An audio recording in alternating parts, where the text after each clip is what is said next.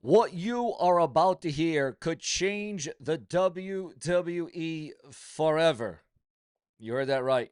SmackDown, the blue brand, on the USA Network. It's also been on UPN at a time. The show that has been on TV for over 2 decades, The Rock Show. Dwayne The Rock Johnson, the great one, the most electrifying man in all of entertainment. Could SmackDown be facing cancellation? It's not because of WWE Creative, although there are a lot of issues and there are a lot of problems with WWE Creative. Let's be real. Let's be honest. It's not because of talent. It's not because of the WWE superstars of this proposed cancellation. It's because WWE fans have had enough of the greed from TKO. Because you see, at this point, it's not even a WWE problem, it is a TKO problem. And we thought we had problems when Vince McMahon was running things.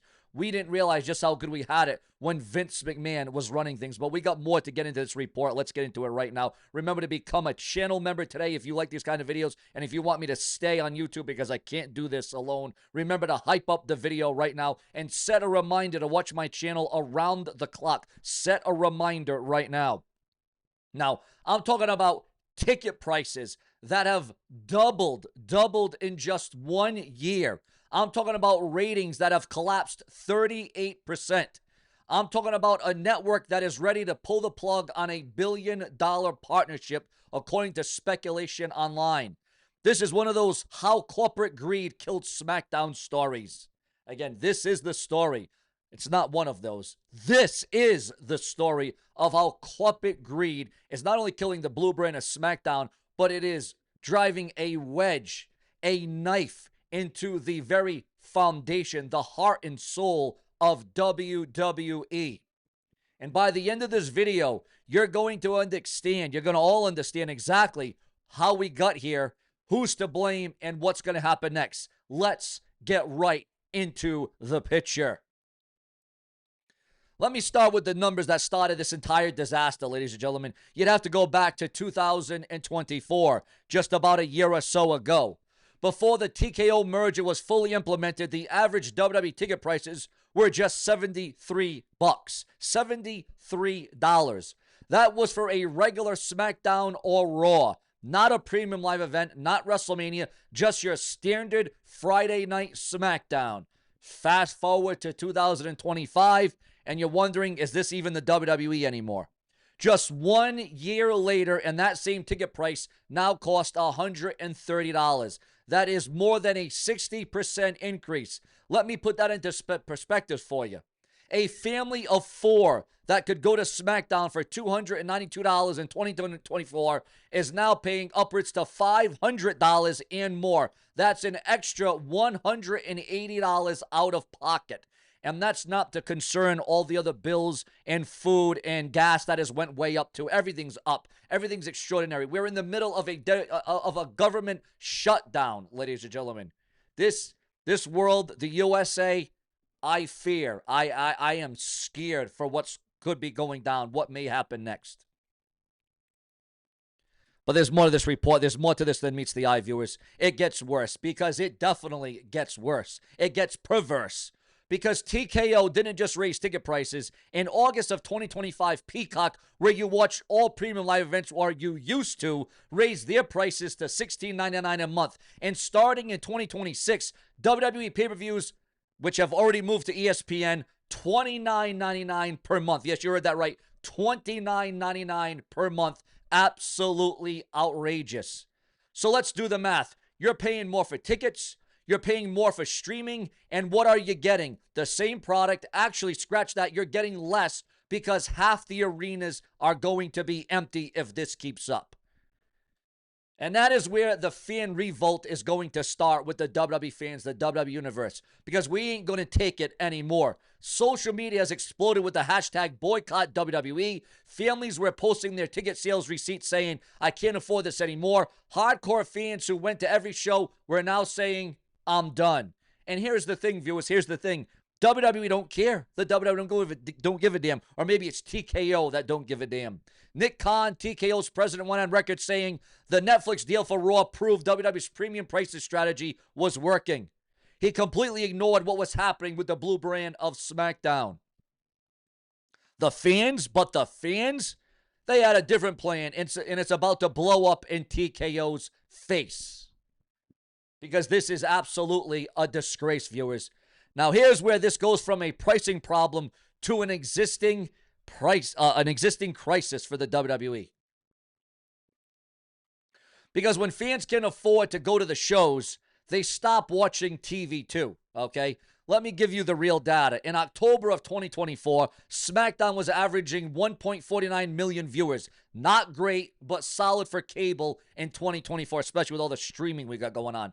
The key demographic, the 18 to 49, was pulling a 0.45 rating. Let's fast forward to October of 2025, shall we? SmackDown is averaging 1.08 million viewers. That's a 28% drop year over year. But the demo rating, it collapsed from a 0.45 to a 0.24. That's a 47% collapse in the audience that advertisers actually care about. Let that sink in real quick. But did you think we were done? Oh, no. We're not done. We may just be getting started on this one, guys. We're going to oil it up right now because it gets even worse. The flame is going. On October the 10th, 2025, SmackDown hit an all-time USA Network low at 1.024 million viewers. That's barely over a million people watching. For content and context, AEW Dynamite on TBS was pulling similar numbers that same week, according to those in the know. Now, you might be thinking, okay, ratings are down everywhere. And you'd be right, cable is dying. But here's the problem. SmackDown's decline is accelerating while other shows are still stable and able. Raw on Netflix, doing great. NXT on CW, holding steady. It's specifically SmackDown that is hemorrhaging viewers. And that is a direct correlation to the ticket price increases and the fan boycott of WWE. Because and this is where things are going to start happening, guys. Because here's what started happening. Fans would post videos of SmackDown tapings with entire sections empty. Upper decks that used to be packed, completely topped off, blacked off. And when you're watching at home, you see a half-empty arena. It kills the atmosphere. It makes the product feel less important. And that's when USA Network executives could start making phone calls to TKO headquarters. And those conversations, they will not be friendly. I can assure you of that right now. So let's talk about USA Network's perspective here. They signed a deal with the WWE that runs through 2029. They're paying $205 million per year for the blue brand of SmackDown on the USA Network. That's a massive investment if I've ever seen one. Huge. But that deal was negotiated based on SmackDown delivering consistent ratings, around 1.4 to 1.6 million viewers with a 0.40 plus demo rating. Those were the numbers USA Network used to sell advertising packages to companies like Snickers, Mountain Dew, etc. Progressive. Now, SmackDown is pulling 1.08 million viewers with a 0.24 demo rating. Advertisers probably are furious. They paid for premium rate based on guaranteed audience delivery. And WWE, well, they aren't delivering, or should we say TKO isn't delivering, okay? Could USA Network be in crisis mode with the WWE, the franchise? Sources indicate late September 2025, USA Network president sent a formal letter, according to rumor and gossip, to TKO. The message was clear. Fix the ratings problem, or we're going to have to renegotiate the deal. Now, WWE's response was basically, we have a contract through 2029. You can't just renegotiate because ratings are down. And legally, they're right. But here's where it gets very interesting, viewers, fans, and subscribers. Most major TV contracts have what's called a performance clause. It's buried in fine print, but it basically says if ratings fall below a certain threshold for a sustained period, the network can invoke renegotiation or even cancellation. And guess what, viewers? Guess what? SmackDown could trigger that clause. 8 consecutive weeks below 1.1 million viewers. That's the threshold. USA Network has legal grounds to act. So what did USA Network demand? Perhaps they should demand a $61 million refund. And when TKO refuses, that's when things go nuclear, viewers, fans, and subscribers.